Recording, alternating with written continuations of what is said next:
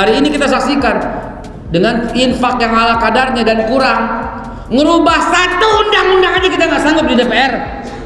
Betul apa tidak? Pasal 6 dirubah. Dulunya undang presiden itu orang Islam dan orang Indonesia asli. Dirubah, kita nggak berdaya. Nggak berdaya kita. Sekarang presiden adalah warga negara Indonesia. Dirubah, kita nggak berdaya. Seharusnya tetap minimal orang Indonesia asli, minimal orang Indonesia asli gitu loh, yang bisa menjaga negeri ini. Kita nggak bisa ngapa-ngapain, nggak bisa. Seperti kata pengurus masjid barusan, terpinggirkan sedemikian rupa, nggak bisa. Coba bayangkan, di mana kekuatannya sekarang? Nggak ada sama sekali. Habib Rizik keluar dari rumah sakit Umi, ditanya, sehat, Beb? Beliau menjawab, sehat. Dianggap berbohong, dihukum 4 tahun. Kita nggak bisa ngapa-ngapain, diam aja, cuma doa aja. Kan emang terlalu lemah. Jangan salahin orang-orang, jangan salahin pemerintah, jangan salahin siapa-siapa, jangan nuding siapa-siapa. Introspeksi saja diri. Ketika kita pelit, meninggalkan sunnah Nabi, udah selesai urusan ente, selesai udah. Bagai buih yang terombang-ambingkan kemana saja. Udah cukup. Ntar ketemu Rasulullah, ntar ketemu Allah di hari kiamat, biar ditanya oleh Allah, lu ngapain aja? Kok di zaman lo Masjidil Aqsa hilang, diambil Yahudi? Kan di zaman kita diambil tahun 1948 oleh Yahudi, padahal itu wasiat Rasulullah. Coba, begitu juga yang lain-lain. Ini secara global begitu. Ya wasiat Rasulullah itu. Ya, sallu ala Nabi Muhammad.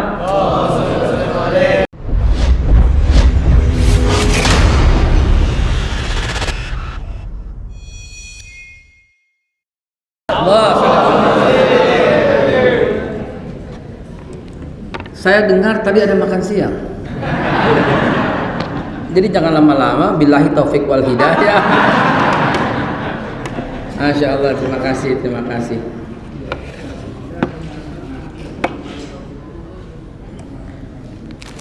Banyak sekali ini mic-nya. 1, 2, 3, 4, 5.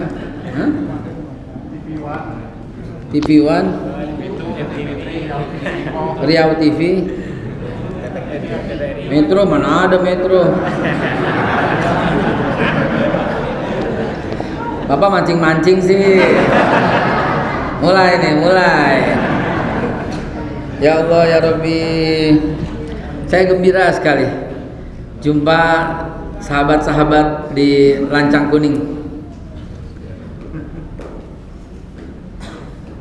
Asap dapur pintu terbuka, tercium sedap si ikan peda.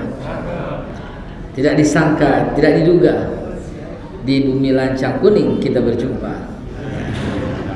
Balas. Yang balas dapat hadiah, ayo. Ya. Balas dong. Makan bentar, makan sendirian. Mantap. Enak dimakan bersama bisa. Mantap. Bapak Hakal, selamat datang kami ucapkan. Mantap. Bumi Lancang Kuning yang tersayang. Oke. Kalau mati masuk keranda, lalu diusung masuk kuburan. Kalau saya lihat isi hati Anda, isinya hanya untuk kebaikan. Lagi dong. Apalagi aja, silakan.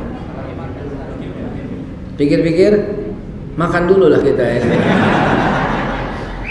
Pertama dan utama saya mengucap syukur kehadirat Allah Subhanahu wa taala dan berterima kasih yang sebesar-besarnya, jazakumullah khairul jaza, kepada pengurus Masjid Paripurna Baitus Salam.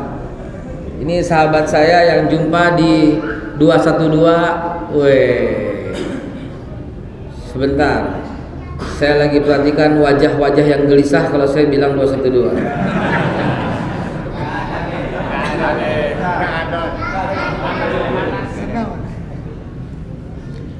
Kayaknya ada nih.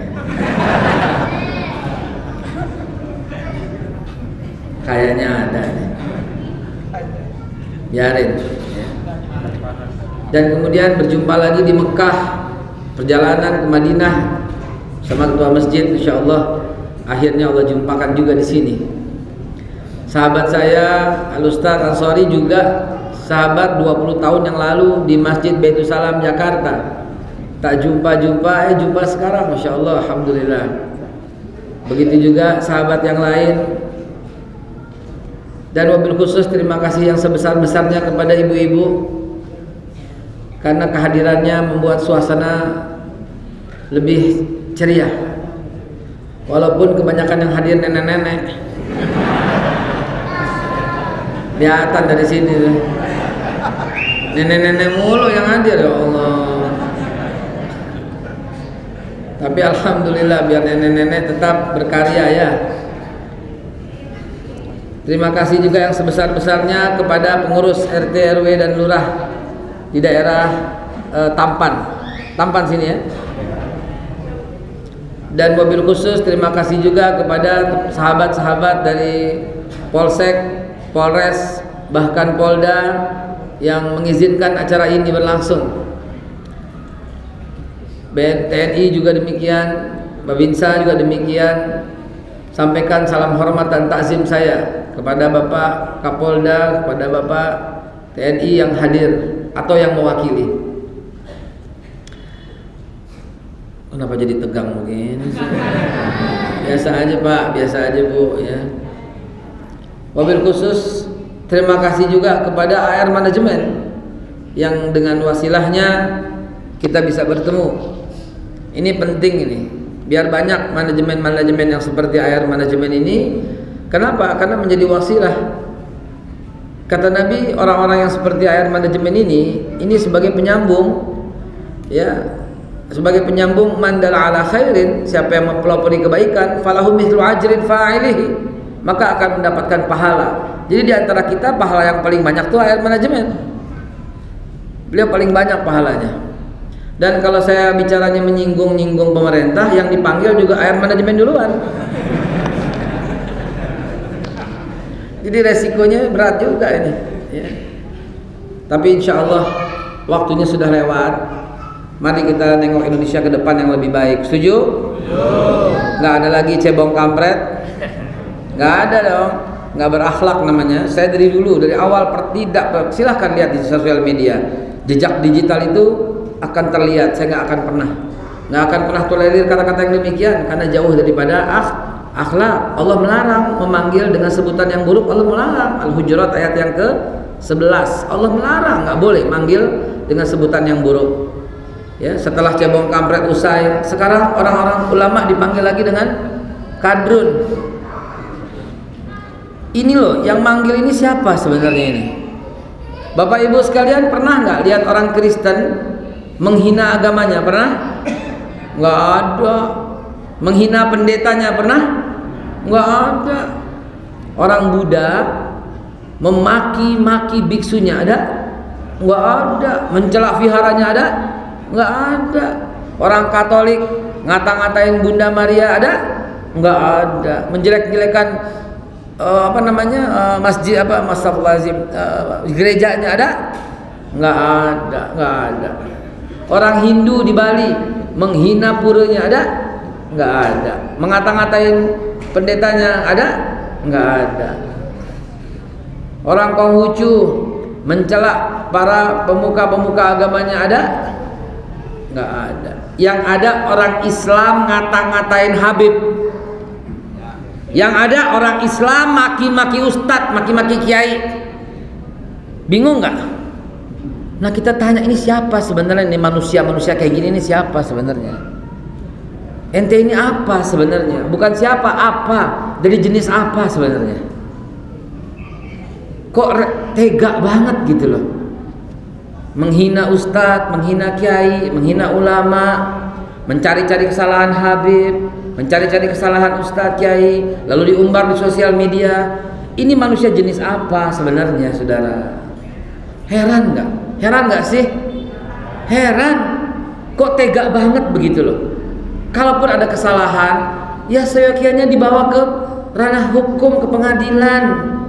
Kalau ada aib, tutupi, karena Allah akan tutup aib antum di hari kiamat. Jangankan ulama, manusia biasa, sahabat aja kalau aib kita mesti tutupin, betul apa tidak? Musuh aja kalau ada aib kita tutupin, betul apa tidak? Ini kok tega banget ya Allah ya Rabbi. Maka saya curiga, dia ini sebenarnya siapa ini? Orang-orang seperti ini siapa sebenarnya? Jangan-jangan antek-antek barat yang hendak pecah belah Indonesia, jangan-jangan. Betul apa tidak? Sesama muslim dikafir-kafirin. Orang yang sama ini tukang mengkafir-kafirkan saudaranya. Orang-orang yang sama ini juga sahabatnya bikin maulid dibilang bid'ah, tahlilan dibilang bid'ah, pemerintah dibilang togut. Siapa sebenarnya mereka ini? Coba cari, tandain, terus doain. Tandain dan doain. Di antaranya siapa sebut? Satu. Apa ini? Daftar nama orang itu? Bukan? Bukan ya? Kirain daftar nama orang itu.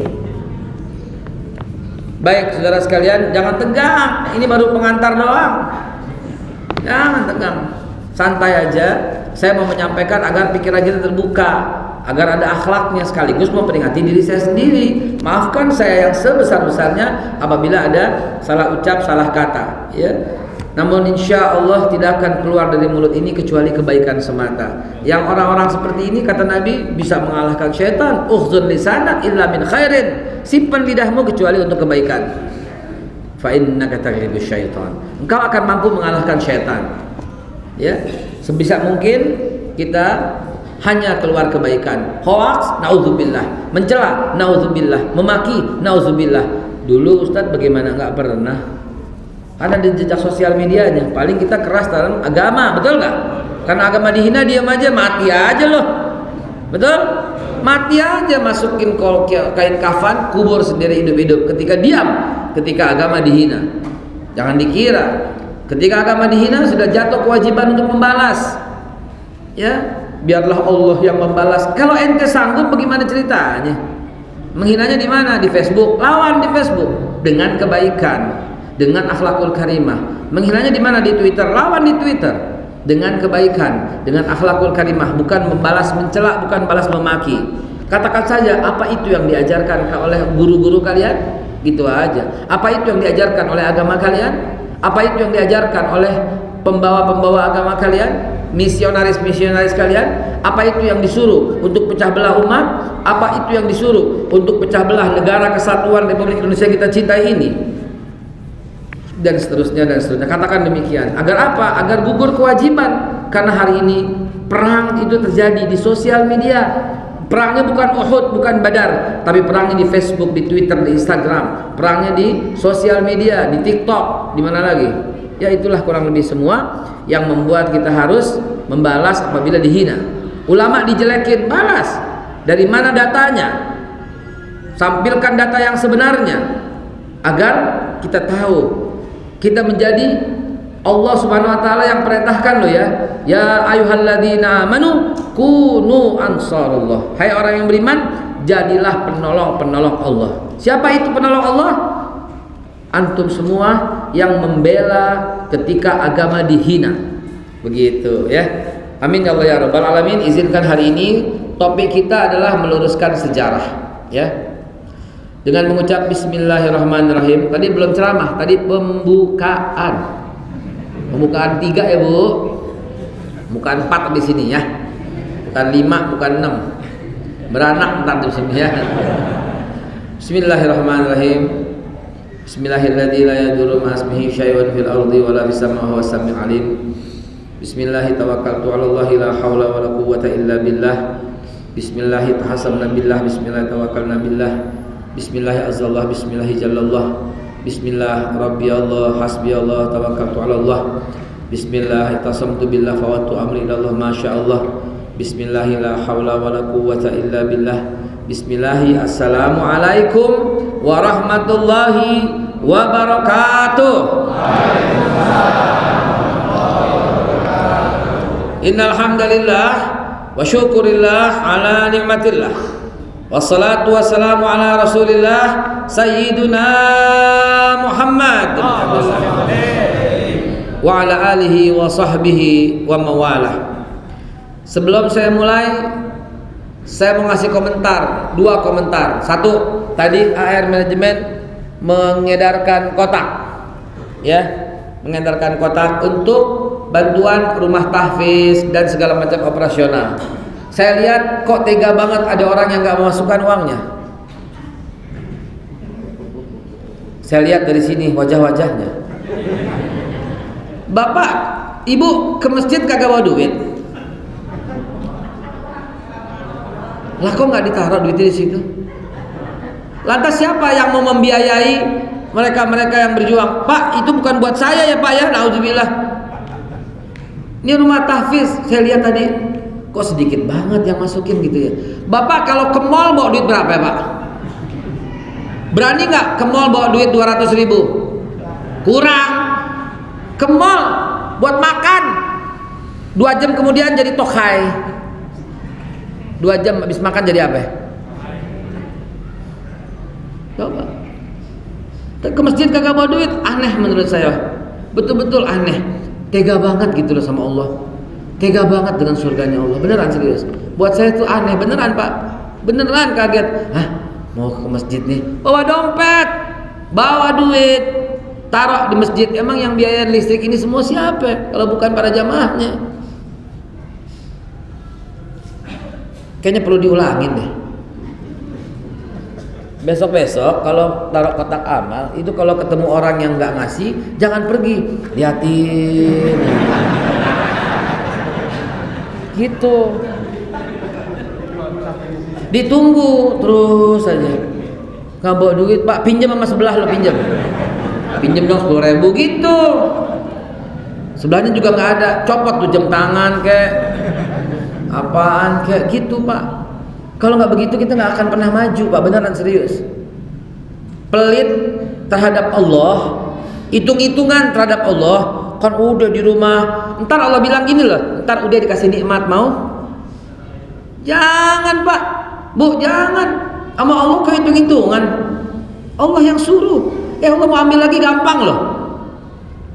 Berat Pak bagi kita kalau nggak bergantung sama Allah. Apa yang kita sandarkan? Ilmu. Allah cabut gampang. Allah bikin kita pikun. Harta Allah ambil gampang.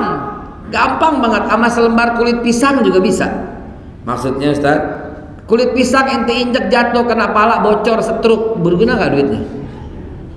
Mau duit 100 triliun kayak ente punya, setruk, nauzubillah, gak bisa manfaatin duitnya. Berak di kain, kencing di tempat tidur, duitnya 100 triliun tapi setruk, gimana itu? Gampang bagi Allah buat ngambil lagi, gampang. Jangan pelit-pelit dengan Islam, jangan pelit-pelit dengan ulama, dengan masjid, jangan pelit-pelit.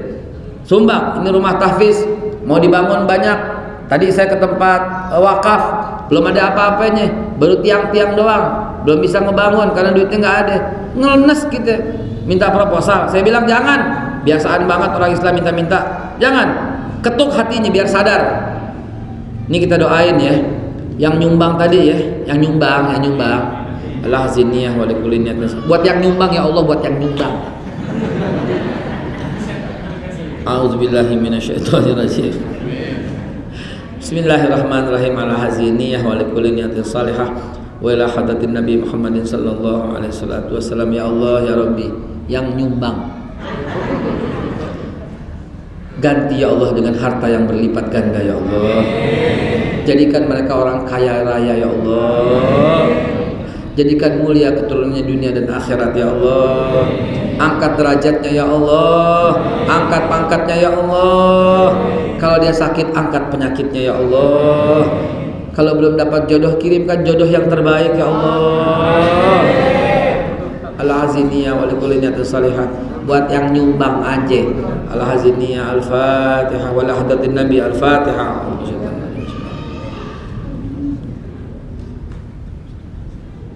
Ghairil maghdubi alaihim waladdallin. Yang nggak nyumbang nyesel kan? Nyesel nggak?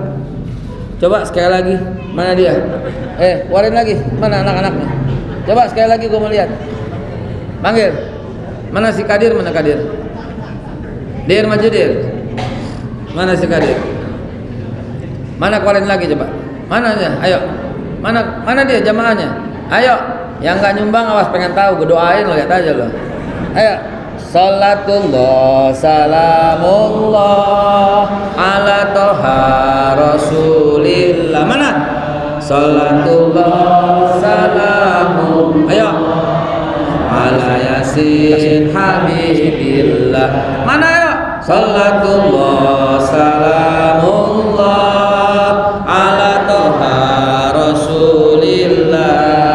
Salatullah salamullah ala yasin habibillah. Tungguin yang belum nyumbang, tungguin. Minjem sama tetangganya, minjem duitnya, minjem. Tawassalna bi bismillah wa bil hadi rasulillah. Tawassalna bi bismillah wa bil hadi rasulillah wa kulli mujahidillah bi ahlil badri ya Allah. Allahumma sholli ala sayyidina Muhammad wa asghili zalimin bil zalimin. Allahumma sholli ala sayyidina Muhammad wa asghili zalimin bil zalimin wa akhrijna min bainihim salimin wa ala alihi wa sahbihi ajmain. Nekat lu gak nyumbang juga beneran lu. Ayo, mana yang belum? Masya Allah. Ini orang Islam supaya tambah boleh. Masya Allah. Shallu ala Nabi Muhammad. Gitu dong Pak. Jadi apa namanya, umat Islam itu akan mendapatkan kemenangan kalau nggak pelit. Hitung-hitungan banget sih Pak. Yahudi, peraturan di Yahudi itu 1/5, 20%. Makanya hebat.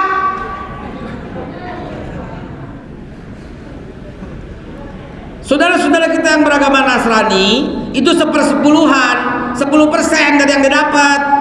Lah ente 2,5% mau menang, bagaimana ceritanya? 2,5% itu zakat fitrah, zakat mal, infaknya unlimited biar ente menang. 30% kalau perlu, 50% kalau perlu. Penting ini dikasih pengetahuan yang penting gitu loh. Jangan tiap tahun 2,5% mau kemana? Mau menang dari mana? Abu Bakar Siddiq radhiyallahu an menginfakkan hartanya sampai Nabi kaget. Maza tarakta li ahlik? Apa yang kau tinggalkan untuk keluargamu? Utsman bin Affan itu mengeluarkan 1/4 daripada hartanya. Lalu Umar bin Khattab, taraktu nisfu ya Rasulullah, selalu kutinggalkan separuh untuk keluarga. 50%. Makanya Islam dan para sahabat Nabi berjaya. Nggak ada yang 2,5%. Abu Bakar Siddiq ketika menginfakkan harta ditanya, ya Abu Bakar, kata Rasulullah, masa tarakta li ahlik? Apa yang kau keluarkan untuk keluargamu? Apa kata Abu Bakar Siddiq? Taraktullah wa rasulih, kutinggalkan Allah saja dan Rasulnya. Makanya berjaya luar biasa. 2/3 dunia di bawah telapak kaki orang Islam pada waktu itu. Hari ini kita saksikan dengan infak yang ala kadarnya dan kurang, ngerubah satu undang-undang aja kita nggak sanggup di DPR. Betul apa tidak? Pasal 6 dirubah. Dulunya undang presiden itu orang Islam dan Indonesia, orang Indonesia asli. Dirubah, kita nggak berdaya. Nggak berdaya kita. Sekarang presiden adalah warga negara Indonesia. Dirubah, kita nggak berdaya. Seharusnya tetap minimal orang Indonesia asli, minimal orang Indonesia asli gitu loh, yang bisa menjaga negeri ini. Kita nggak bisa ngapa-ngapain, nggak bisa. Seperti kata pengurus masjid barusan, terpinggirkan sedemikian rupa, nggak bisa. Coba bayangkan, di mana kekuatannya sekarang? Nggak ada sama sekali. Habib Rizik keluar dari rumah sakit Umi, ditanya, sehat, Beb? Beliau menjawab, sehat. Dianggap berbohong, dihukum 4 tahun. Kita nggak bisa ngapa-ngapain, diam aja, cuma doa aja. Kan emang terlalu lemah. Jangan salahin orang-orang, jangan salahin pemerintah, jangan salahin siapa-siapa, jangan nuding siapa-siapa. Introspeksi saja diri. Ketika kita pelit, meninggalkan sunnah Nabi, udah selesai urusan ente, selesai udah. Bagai buih yang terombang-ambingkan kemana saja. Udah cukup. Ntar ketemu Rasulullah, ntar ketemu Allah di hari kiamat. Biar ditanya oleh Allah, lu ngapain aja? Kok di zaman lo Masjidil Aqsa hilang, diambil Yahudi? Kan di zaman kita diambil tahun 1948 oleh Yahudi, padahal itu wasiat Rasulullah. Coba, begitu juga yang lain-lain. Ini secara global begitu. Ya wasiat Rasulullah itu. Ya, sallu ala Nabi Muhammad. Kenapa gue jadi galak begini? Yang kedua yang saya hendak koreksi itu adalah, cukup patuh aja deh. Soalnya udah waktunya makan siang. Topik kita hari ini meluruskan sejarah. Nah, saya hari ini banyak sekali materi, segudang materi yang saya mau sampaikan. Namun kalau Bapak Ibu memperhatikan, saya sudah masuk materi dari tadi. Saya menceritakan sejarah umat Islam berjaya karena nggak pelit. Zaman Abu Bakar Siddiq luar biasa, nggak ketemu orang yang miskin, nggak ketemu.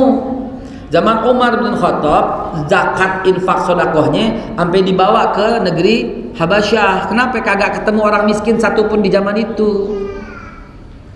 Zaman Utsman bin Affan ekspansinya luar biasa sampai membuat kapal laut dan tiba di Jepara. Siapa yang tiba? Keluarga Muawiyah. Tahun berapa? Tahun 646. Menyiarkan Islam sampai ke Nusantara. Bahkan sebelumnya keluarga Ibn Mas'ud yang tiba di Aceh, yang wafat di Sibolga.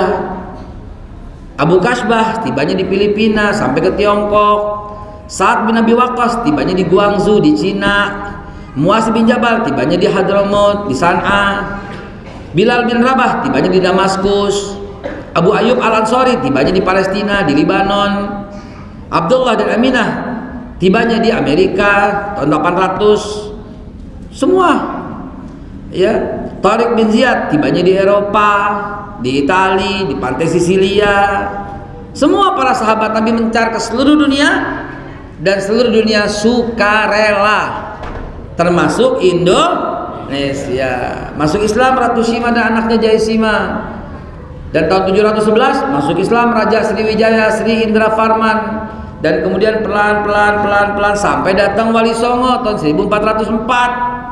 Mulailah Maulana Malik Ibrahim alias Sunan Gresik menyiarkan dengan lemah lembut. Akhirnya Islamlah Nusantara. Subhanallah. Sallu ala Nabi Muhammad. Mesti dijaga karena dulu Filipina juga begitu, namanya Kerajaan Mindanao. Pelit. Gara-gara pelit Allah cabut rasa takut dari musuh-musuh Islam. Allah taruh rasa takut di hati kalian. Kenapa? Karena cinta dunia, takut mati. Jadi pelit gitu. Akhirnya nggak bisa apapun, nggak bisa bergerak, dikangkangi. Jadi kayak biri-biri, usir sana, lari ke sana. Usir kemari, lari kemari. Gara-garanya apa? Pelit. Jangan Pak, jangan sampai keluar ini menyalahkan siapapun, salahkan diri sendiri aja. Karena pelit, karena kurang adab, karena nggak sopan, karena meninggalkan sunnah. Di zaman Umar bin Khattab, ketika mau menaklukkan Heraklius, nggak bisa. Kenapa? Karena ternyata udah mulai meninggalkan siwak. Meninggalkan siwak aja membuat umat Islam lemah. Lah sekarang yang kita tinggalkan apa? Luar biasa. Salat tahajud ditinggal. Tahajud mah bagi mereka wajib. Ya. Salat subuh berjamaah nggak kelihatan gitu loh. Bahkan yang ada kalau kita khuruj dibid'ah-bid'ahin sama orang Islam sendiri. Kita maulid dibid'ah-bid'ahin sama orang Islam sendiri. Kita mau tahlilan dibid'ah-bid'ahin sama orang dia sendiri. Dikafir-kafirin kita. Hubungan dengan pemerintah jadi rusak gara-gara ada orang Islam yang suka ngata-ngatain, dibilang togut pemerintah. Nggak boleh demikian. Mari saya mengajak kepada akidah Ahlus Sunnah wal Jamaah. Akidah Ahlus Sunnah wal Jamaah nggak begitu. Akidah Ahlus Sunnah wal Jamaah pasti meletakkan akhlak setinggi-tingginya sebelum yang lain. Adab tuh di atas fikih, adab di atas furu, adab di atas semua, sehingga kita bisa menjaga. Itulah ciri khas daripada Ahlus Sunnah wal Jamaah. Nggak bakal mengkafir-kafirkan orang, nggak bakal mentogut-togutkan orang, apalagi pemerintah, nggak bakal membid'ah-bid'ahkan saudaranya, nggak bakal.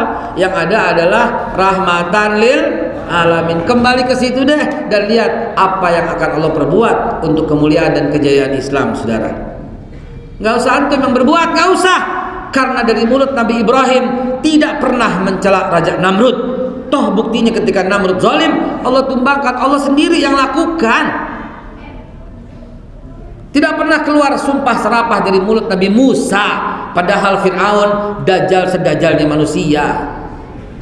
Nggak pernah bahkan keluar dari mulut Nabi Musa tuh doa yafqahu, hu-nya kan buat Fir'aun, yafqahu qawli, supaya dia memahami perkataanku. Doa yang keluar. Nggak usah macam-macam. Kalau zalim tanpa tangan Nabi Musa, Fir'aun tumbang, Allah tumbangkan sendiri. Kalau zalim begitu aja, sederhana Pak dalam Islam Pak. Doa, berbuat kebaikan, dan seterusnya. Niscaya kalau ada orang jahat di lingkungan Bapak, orang itu akan dibuat malu oleh Allah Subhanahu wa taala. Namrud mati cuman karena seekor lalat. Fir'aun mati cuman karena segelas air yang masuk ke dalam kerongkongannya, ke paru-parunya. Tapi begitu ulama dan umaranya bersatu, sejarah juga menyatakan langgeng itu pemerintahannya. Siapa contohnya? Di zaman Nabi Ibrahim setelahnya juga ada namanya Raja Hyksos, raja yang sangat baik dan bijak. Tahu-tahu dibunuh oleh pendahulunya, namanya Raja Amr bin Amru. Saya tulis dengan detail di buku sejarah yang saya bawa ini untuk hadiah buat antum. Hadiah ya, hadiah ini semua. Dapat nggak semua nih? Nggak dapat. Bawanya cuman 40. Ya yang belah sini aja deh. Belah sini juga deh. Ibu-ibu juga deh. Ya, saudara. Jadi Amr bin Amru itu penjahat. Dia bunuh Raja Hyksos yang baik itu zaman Nabi Ibrahim. Setelah periode Namrud. Dan kemudian diambil permaisurinya, dan anak-anak Raja Hyksos diperbudak, dipenjara. Dan Raja Amr bin Amr berjumpa dengan Nabi Ibrahim, dan dia juga yang ingin mengambil Siti Sarah sebagai istri, namun Allah melindunginya. Dan akhirnya dia dapat kesadaran untuk menghormati Ibrahim, untuk menghormati Sarah, bahkan untuk menutupi kesalahan dan kekurangannya. Raja Amr bin Amru memberikan anak Raja Hyksos yang namanya Siti Hajar. Anak raja Pak, Bu, bukan budak. Saya tulis dengan detail di sini, dengan sumber yang jelas, dengan hadis yang sahih. Dari Amr bin As saya cantumkan, dari Abdullah bin Abbas saya cantumkan, dari kitab Tarikh At-Tabari saya cantumkan, dari kitab Ibnu Katsir Qasasul Anbiya saya cantumkan, dari kitab Mahmud Abbas Al-Aqad, dari kitab Ibrahim Abdul Anbiya saya cantumkan, dari Muhammad bin Al-Mahrani kitab Jalalain Tarikh min Al-Quran saya cantumkan, dari Abdul Aziz Saleh kitab Misr wa Syakhul Adabil Qalb wal Qadim. Ini saya cantumkan semua. Lalu kenapa tiba-tiba buku sejarah kita menyatakan Siti Hajar budak? Dari mana sumbernya?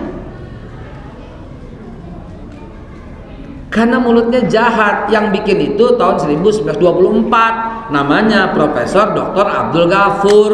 Ini penjahat orang Belanda, nama aslinya Snokur Kronje. bikin buku sejarah Indonesia setelah dia mengambil universitas di Leiden, Belanda. Jurusan agama Islam, mengambilnya sejarah Wali Songo, lalu kemudian melanjutkan gelar doktor di Mekah, mengambil studinya di Mekah, mengambilnya di Universitas Leiden di Belanda, ngambilnya jurusan tentang perayaan-perayaan di Mekah.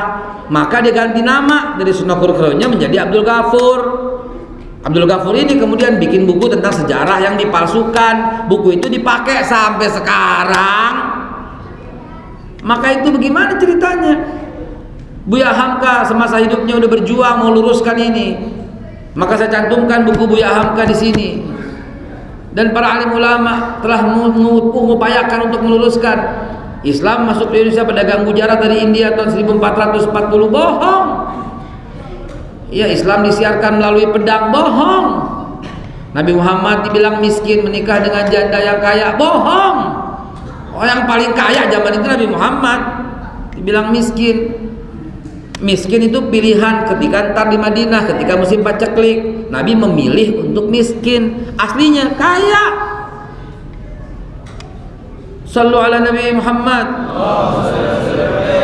Jangan demikian. Mari kita bongkar sejarah yang jahat ini. Kita kupas dengan detail, kita kupas sekupas-kupasnya. Dan saya belajar sejarah sampai ke beberapa negara, dan khususnya akhirnya menerbitkan buku ini jilid 1, jilid 2, jilid 3. Udah sampai jilid yang buku yang saya tulis soal sejarah udah 6 buku. Nah, ini difokuskan kepada tauhidnya supaya anak-anak kita lempeng. Jangan lagi mengatakan Nabi Isa membawa agama lain, jangan lagi dibilang Nabi Musa membawa agama Yahudi. Enggak. Demi Allah yang memegang jiwa ini batil. Am taquluna inna Ibrahim wa Ismail wa Ishaq wa Yaqub wal asbat kanu hudan aw nasara? Apakah kalian mengatakan Ibrahim, Ismail, Ishak, Yakub dan seluruhnya nabi itu ada yang Yahudi atau ada yang Nasrani? Antum alami amillah, kalian yang lebih tahu atau Allah? Dijawab oleh Allah dalam surat Ali Imran ayat 67, "Maka Ibrahimu Yahudian wala Nasranian." Kayak kagak ada nabi yang Yahudi, kagak ada nabi yang Nasrani, walakin kana hanifa muslim semua nabi. Nabi Isa demi Allah mengajarkan sholat, zakat dan mengajak kepada agama Islam. Nabi Musa demi Allah mengajarkan sholat, zakat dan mengajak kepada agama Islam. Semua nabi sama. Ayat-ayatnya udah saya cantumkan semua dengan lengkap dan detail. Bapak mau nanya apa sekarang? Siapa coba? Nabi Ibrahim, Allah sebutkan wasiatnya kepada anak-anaknya. Ya baniya, kata Nabi Ibrahim, Innallaha astafa lakumuddin. Allah telah menentukan agama ini bagi kalian. Fala tamutunna illa wa antum muslimun. Dan demikian pula Yakub. Nabi Yakub juga berwasiat pada anak-anaknya demikian. Demikian juga cucunya, yaitu Rubain, Simon, Levi, Yahuda. Yahuda ini muslim. Isakhar, Zebulun, Gad, Akhir ini semua muslim. Dan Naftali, Yusuf, Benyamin semua muslim. Al-Baqarah 133 menyatakan mereka muslim semua. Cuman mereka dengki ke Nabi Yusuf. Karena Nabi Yakub lebih fokus kepada Nabi Yusuf, wajar karena maknya meninggal. Ini 12 anak punya 4 mak. Ruben, Simon, Levi, Yahuda, Isakhar, Zebulun punya emak namanya Leah, istri Nabi Yakub pertama. Nikah lagi dengan Bilha, punya anak 2, dan Naftali. Nikah lagi dengan Zilfa, punya anak 2, Gad dan Akhir. Nikah lagi dengan Rachel, punya anak 2 lagi, Yusuf dan Benyamin. Benyamin lahir, Rachel meninggal. Maka Nabi Yakub lebih dekat kepada 2 anak ini, Yusuf dan Benyamin. Kakak-kakaknya merasa iri, tapi cuma iri, mereka tetap muslim, sehingga mencelakai Nabi Yusuf. Dan kemudian Nabi Yusuf dibawa ke Mesir oleh pedagang, dan Nabi Yusuf menyiarkan Islam di sana. Dan kompak sekali antara Nabi Yusuf dengan Faroah atau Fir'aun yang ketiga atau yang kedua gitu. Sehingga berjayalah pemerintahan itu walaupun beda akidah ya. Dan kemudian Nabi Yusuf membawa agama Islam. Kemudian dari anak ketiga Ruben, Simon, Lewi. Dari Lewi anak yang ketiga punya anak terakhir, punya anak Amr. Amr punya anak Imran. Imran punya anak Musa alaihissalam. Menyiarkan agama Islam bagi Bani Israel dan di Mesir. Menyiarkan agama Islam. Surat Yunus menceritakan hal itu. Silakan dibuka. Saya istirahat sebentar. Yunus 84. Udah lapar nih. Billahi taufiq wal hidayah. Wa'alafu minkum. Oke, cepetan. Surat Yunus 84. Apa yang dakwahi Nabi Musa, coba lihat.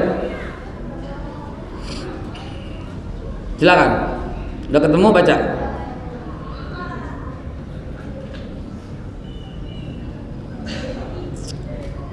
Wa qala Musa,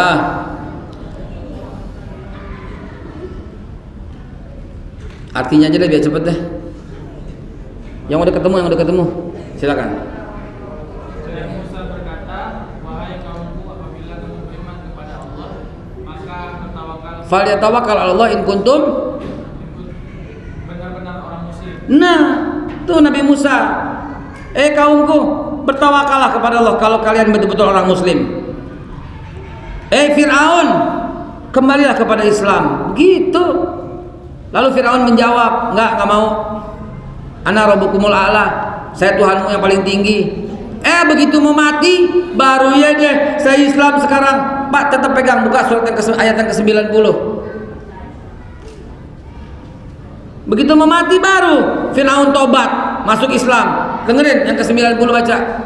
Kami selamatkan Bani Israel bangkit di laut, kemudian Fir'aun dan bala tentaranya mengikuti mereka untuk menzalimi dan menindas mereka. Dan kami selamatkan Bani Israel bangkit di laut, di Laut Merah, kemudian Fir'aun dan bala tentaranya mengikuti mereka untuk menzalimi dan menindas. Terus dan ketiga 90.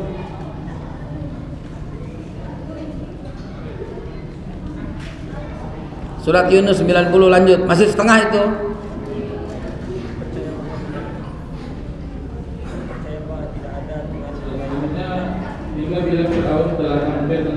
Dan Fir'aun udah hampir tenggelam, dia berkata, dengerin nih, Fir'aun berkata, dengerin.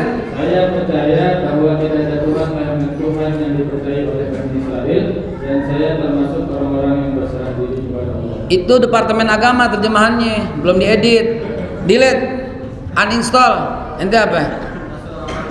Nih kasih dia nih. Delete, uninstall. Kurang ajar lu. Nih dengerin yang udah update.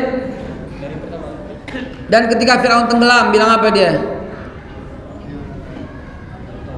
Dan ketika sehingga ketika Firaun tenggelam, dia berkata, aku percaya bahwa tidak ada Tuhan melainkan Tuhan yang dipercayai oleh Bani Israel, dan aku termasuk orang-orang muslim. tuh.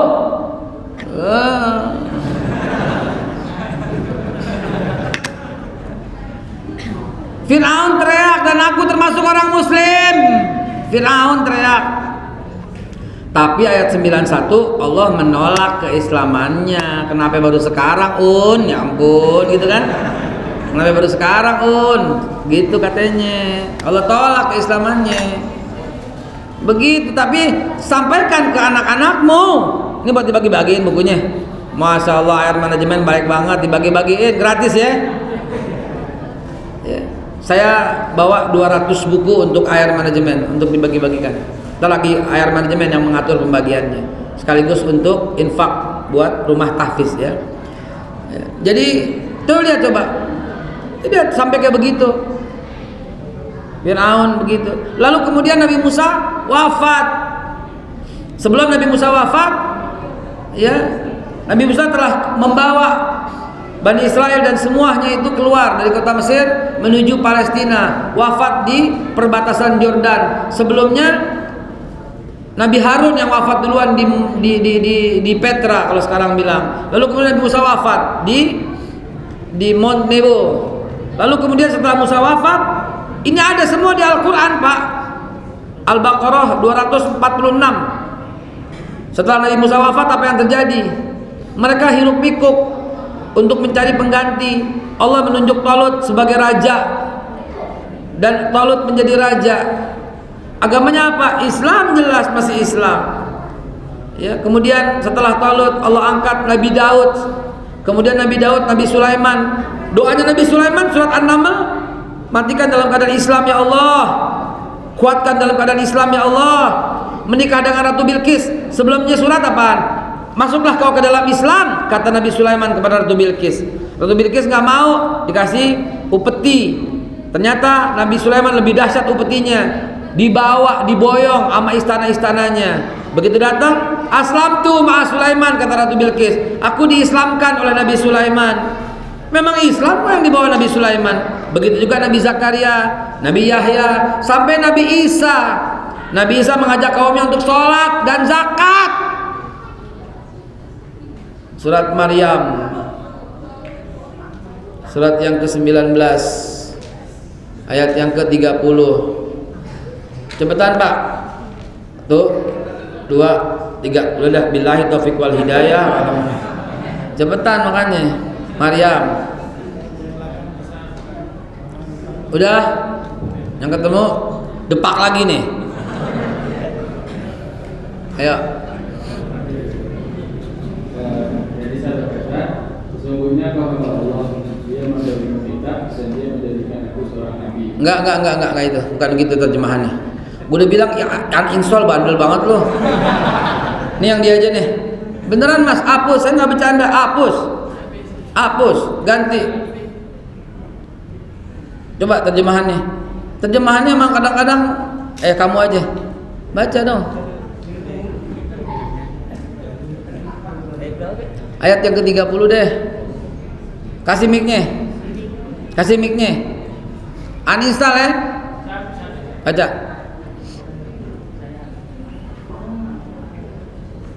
Dia Isa berkata, Tuh. "Sesungguhnya aku hamba Allah. Oh. Dia memberiku kitab Injil." Tuh disebut, lu nggak sebut tadi Injilnya. Ayo. Ayat berikutnya. Apa yang diperintahkan Nabi Isa?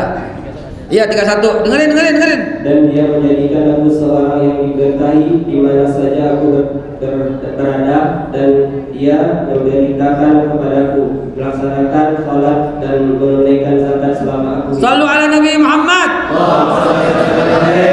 Ada yang salah nggak yang saya ngomong? Nabi Isa mendapat kitab Injil dan Nabi Isa berkata, Allah memerintahkan aku supaya minta kepada kalian melaksanakan sholat dan zakat. Apa responnya? Ali Imran 67. Cepetan.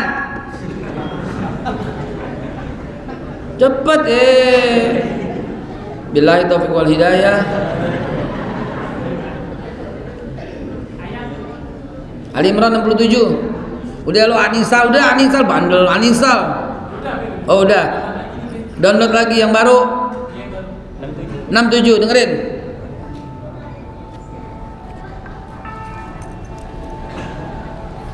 Dengerin terus. Ibrahim bukanlah seorang 67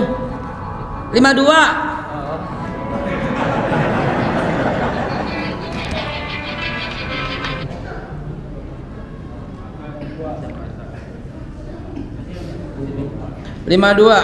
Maka ketika Isa merasakan keingkaran mereka Bani Israel, dia berkata, siapakah yang akan menjadi penolongku untuk menegakkan agama Allah?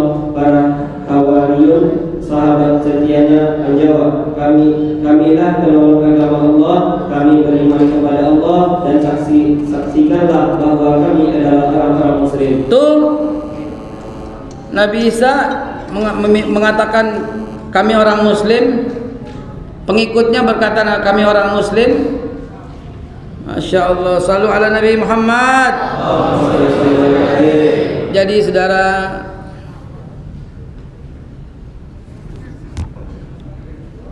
ada yang minta foto soalnya.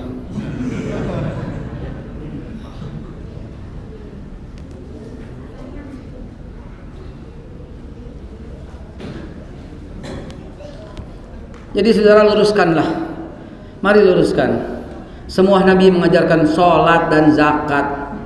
Nabi Ibrahim mengajarkan sholat dan zakat. Nabi Musa mengajarkan sholat dan zakat. Semua Nabi mengajarkan sholat dan zakat. Semua Nabi tanpa kecuali. Ali Imran 83, 84. Dia kebanyakan akhir kalam, mudah-mudahan Allah Subhanahu wa taala Allah Subhanahu wa taala memberikan hidayah buat kita semua. Allah Subhanahu wa taala memberikan iman, takwa yang sebesar-besarnya, yang setinggi-tingginya kepada para pemimpin-pemimpin kita, kepada para pejabat-pejabat kita, kepada para TNI dan Polri kita, kepada para pengusaha-pengusaha kita. Mudah-mudahan Allah jadikan mereka semua orang mukmin dan muttaqin. kepada para jaksa dan hakim. Semoga Allah jadikan mereka orang-orang yang mukmin dan muttaqin, yang adil dalam mengambil segala keputusan. Semoga Allah jadikan bangsa Indonesia ini bangsa orang yang beriman dan bertakwa. Di bawah panji ya Bhinneka Tunggal Ika, Allah abadikan supaya kita bisa tetap bernegara kesatuan Republik Indonesia. Dan Allah jadikan kita memahami dan mengamalkan Al-Quran, mengamalkan hadis Nabi Muhammad, serta menjunjung tinggi yang kita hormati, yang kita cintai untuk seluruh rakyat Indonesia, semua lapisan, semua suku, semua agama, semua kelompok, semua golongan, yaitu Pancasila kita. Amin ya Allah ya Rabbal Alamin. Hadanallahu wa iyyakum ajmain. Billahi taufiq wal hidayah. Walaupun minkum, saya belum salam. Saya mau bagi-bagi buku. Siapa yang mau dibagi, Ustaz? Semuanya. Silahkan aja. Ini Ustadz Abdurrahman yang mengatur sebab ini sangat terbatas.